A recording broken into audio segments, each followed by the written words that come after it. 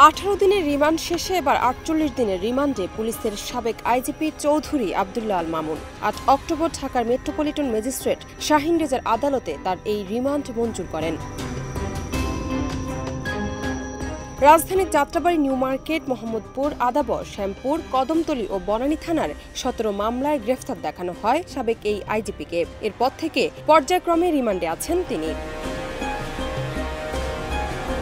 এদিকে আলাদা আলাদা মামলায় সাবেক আইসিটি প্রতিমন্ত্রী জুনায়েদ আহমেদ পলকের 24 দিনের রিমান্ড মঞ্জুর করেন আদালত। আদালত সূত্রে আরও জানা গেছে, যাত্রাবাড়ী থানায় করা ইমন গাজী নামে এক ব্যক্তি হত্যা মামলায় 7 দিনের রিমান্ডে দেওয়া হয় জুনায়েদ আহমেদ পলক, সাবেক সমাজকল্যাণ মন্ত্রী ডক্টর দীপুমণি জাসর সভাপতি ও সাবেক তথ্যমন্ত্রী হাসানুল হক ইনু ও বাংলাদেশের ওয়ার্কার্স পার্টির সভাপতি ও সাবেক মন্ত্রী রাশেদ খান মেননকে।